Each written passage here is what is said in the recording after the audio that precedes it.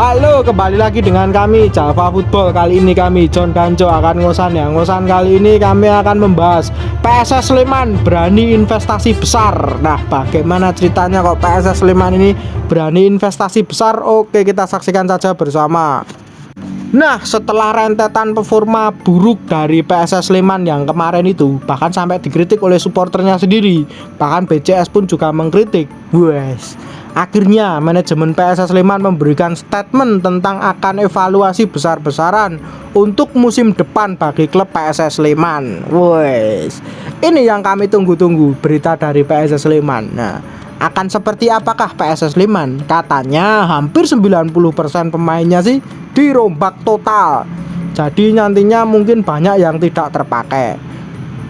Kalau saya menelaah dengan kata-kata seperti itu, apakah Seto dipertahankan? Wah, ini masih menjadi pertanyaan bagi publik Sleman sendiri.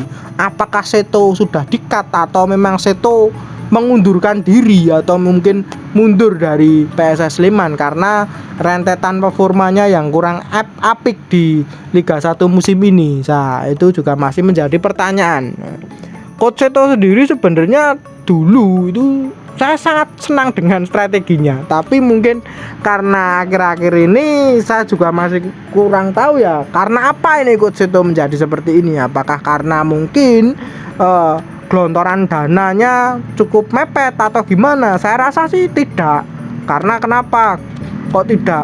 Beberapa tuntutan dari pelatih dan lain-lain untuk mendatangkan pemain yang diinginkan sih beberapa seringkali dituruti. Sering mendatangkan Yeven dituruti, mendatangkan ini itu dituruti ya. Mungkin karena memang performanya Coach Seto sendiri yang sudah mulai menurun sih kalau menurut pendapat saya.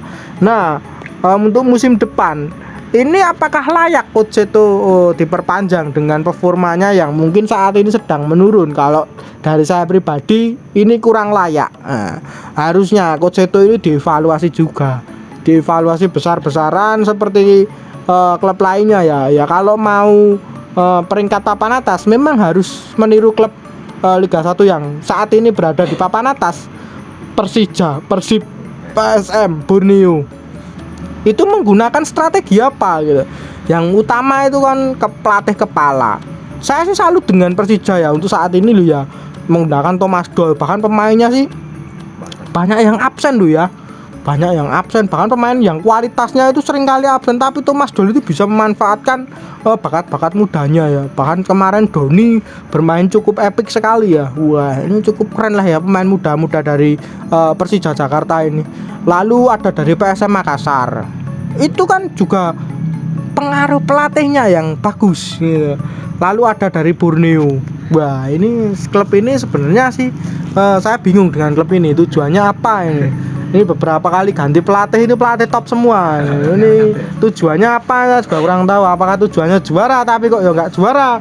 Tujuannya gengsi ataupun gimana? Saya juga kurang tahu. Tapi bagus sih untuk Borneo ini. Langkah yang diambil itu bagus, keren lah ya.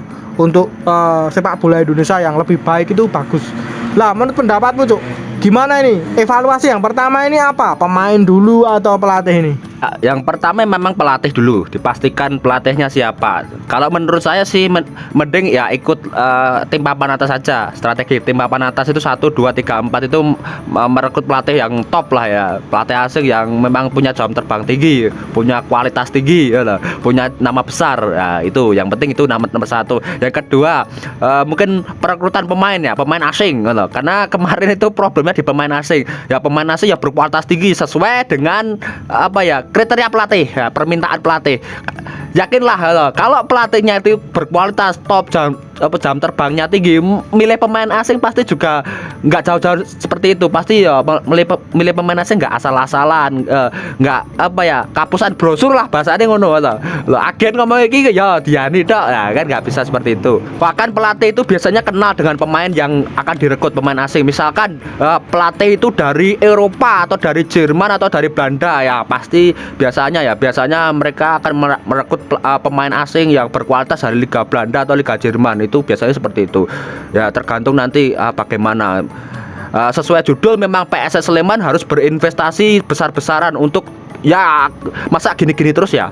Ya tahun depan bisa papan atas lah ya, peringkat 5 besar itu harus lah ya. Ya dengan cara itu merekrut pelatih yang luar biasa, terus merekrut pemain asing yang luar biasa. Nanti pemain lokal ya cari yang berpengalaman, cari yang mungkin jam terbangnya tinggi di level tim nasional itu, karena memang pemain PSS sekarang itu tidak banyak yang bermain di tim nasional ya. Jadi memang bermain di tim nasional itu kan penting ya untuk level pemain ya. Jadi memang cari pemain lokal yang mungkin berpengalaman dan punya caps tim nasional itu penting. Ya betul. Kalau untuk pemain lokal sih beberapa memang penting yang punya pengalaman tentang timnas. Tapi yang kedua pemain muda sih, kalau pelatih top itu pasti seneng sih dengan pemain-pemain muda.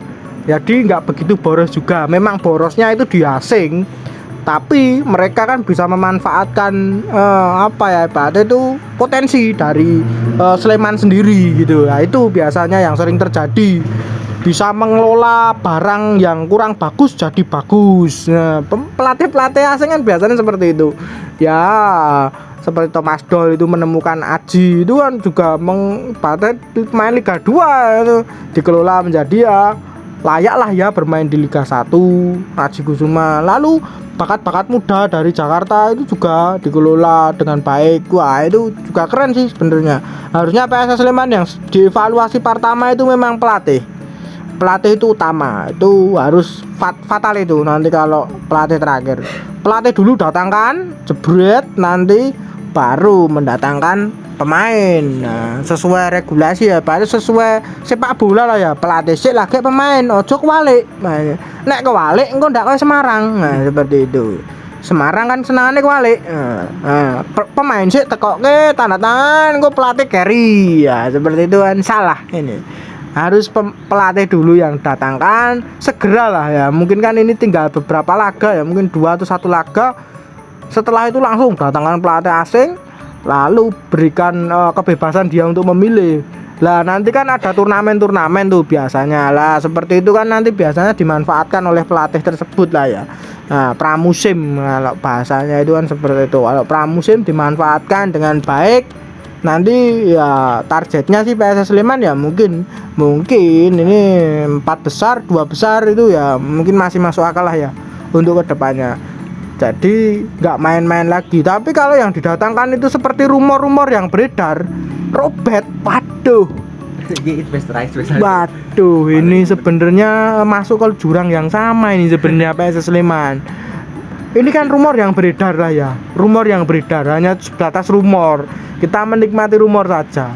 Rumor-rumor yang beredar sih Robert Rini Albert. Ya, kenapa kita itu menolak sekali pelatih asing yang sudah lama di Indonesia? Itu banyak sekali alasannya. Ini gimana Cok tentang pelatih asing sudah lama di Indonesia? Ini kita menolak, ini alasannya karena apa ini? Alasannya simpel sebenarnya, publik Sleman saja sudah tahu lah sebenarnya, karena memang pernah kejadian Dejan lah ya. Lah bagaimana ya, itu kan Robert, Dejan, Simon, terus Teko, itu kan pelatih yang sudah lama di Indonesia. Hasilnya ya kayak gitu-gitu aja sih, atau malah bikin emosi itu. Ya malah kan ada yang ngomong lah wong rung latih wis dipaidu. Ya kan kita lihat anunya lah, track recordnya lah. Kejadian Dejan itu sebenarnya buat pembelajaran loh ya, karena ya Robert itu nggak sama sih kayak Dejan. Robert, Dejan itu kan sama loh. Jadi memang buat suasana baru lah ya, ikuti tren papan atas gampang ya. Kalau mau tahun depan ke papan atas ya ikuti aja tahun ini yang papan atas gimana, simpelnya seperti itu sih. Cocok loginya yang mungkin logika simpel lah. Oh, tonton PSM, Persija, Persib, Borneo, wes kuwi wae didelok. Nah, kan gampang kan. Kalau mau Robert ya itu nanti kembali ke Dejan kemarin ya tambah kacau nanti. Ya itulah.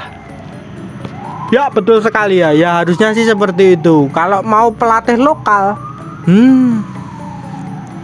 saya sih juga masih agak kurang yakin tentang ini ya. Tapi ya mau gimana ya.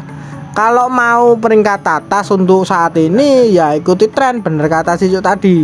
Tapi kalau masih nekat dengan pelatih lokal ya tinggal apa ya ibaratnya bejo-bejonan aja, mengandalkan keberuntungan aja lah itu. Jadi nek pengen gambling meneh yo wah, pelatih lokal apa mungkin pelatih asing yang sudah lama di Indonesia itu kan gambling. Tapi kalau memang pengen bener-bener niat juara yo datangkan pelatih asing yang mungkin sudah punya kualitasnya. Nah mungkin itu ya bagi klub PSS Sleman ini. Mungkin itu saja perbincangan kita tentang PSS Sleman akan investasi besar-besaran ini. Oke, jangan lupa like, comment, dan subscribe. Wah, iya.